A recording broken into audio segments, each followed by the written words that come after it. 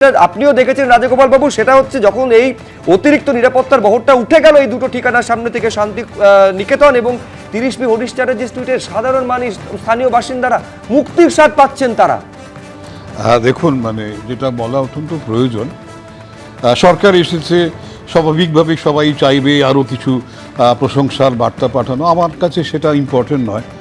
বিশ্লেষক হিসেবে আমি যেটা বলতে চাই যে আগে যারা ছিলেন, যখন জ্যোতি বসু মুখ্যমন্ত্রী ছিলেন, পার্টি নিয়ন্ত্রণ করতেন প্রমোদ দাশগুপ্ত, একটা নিয়ন্ত্রণকর্তা ছিল।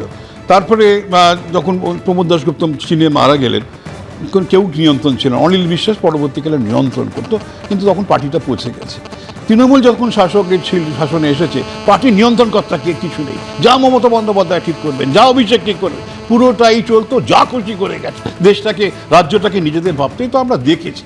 আমরা তো 4 তারিখের আগে একটা কথাও বলতে পারতাম না। যাই হোক, এখন যেটা যেটা যেটা যেটা প্রশ্ন এসেছে, এখন শুভেন্দু জিতেছে, কিন্তু তার সঙ্গে আছে বিজেপি দল, সঙ্গে আছে RSS-এর একটা মানে শক্তিধারা, চিন্তাধারা। সুতরাং কেউ নিজের মতন করে চালাবার জায়গায় কেউ নেই। 207টা জিতেছে, 21 তারিখে 8টা হবে। সুতরাং কোনো মানুষ যদি ভাবে আমি দলের উপরে বিপজ্জনক, বিজেপি কখনোই সেটা অ্যালাউ করবে না। প্রয়োজন হচ্ছে একেবারে সুষ্ঠুভাবে পশ্চিমবঙ্গকে নিয়ে যাওয়া। যে মানুষগুলো ভোট দিয়েছে চাকরির আশায়, যে মানুষগুলো ভোট দিয়েছে শিল্প উন্নয়নের ভাষায়, যে মানুষগুলো ভোট দিয়েছে তাদের মানে তাদের চুরি করা চাকরিগুলো।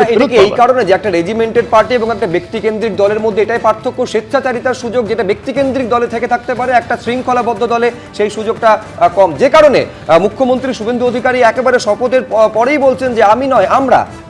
হ্যাঁ, ঠিকই তাই। দেখুন, মানে শুধু রেজিমেন্টেড পার্টি নয়, রেজিমেন্টেড পার্টি তো বহু আছে, নকশাল্লা সবাই রেজিমেন্টেড, কিন্তু এখানে হচ্ছে যে ভারতীয় সাংস্কৃতিক ধারা অনুযায়ী মানে দলটাকে চালানো, সেটাই হচ্ছে বিজেপির লক্ষ্য। এবং শুভেন্দু এখনো পর্যন্ত যে কাজগুলো করছে, প্রতিটার মধ্যেই দেখবেন সে রবীন্দ্রনাথের প্রতিকৃতিতে ফুল দেওয়া, তার জন্মদিনে শপথ নেওয়া, মন্দিরে মন্দিরে গিয়ে ঈশ্বরের প্রার্থনা করা, এইগুলি হচ্ছে ভারতীয় সংস্কৃতি।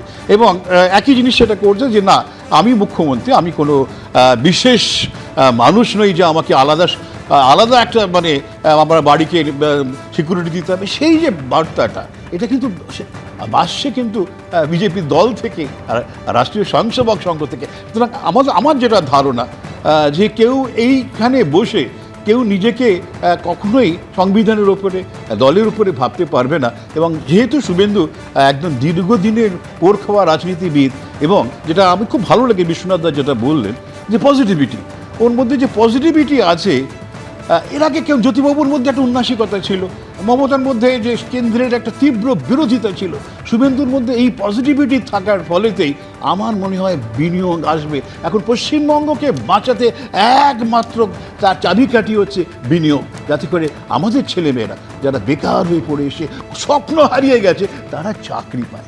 এবিপি আনন্দ, এগিয়ে থাকে, এগিয়ে রাখে।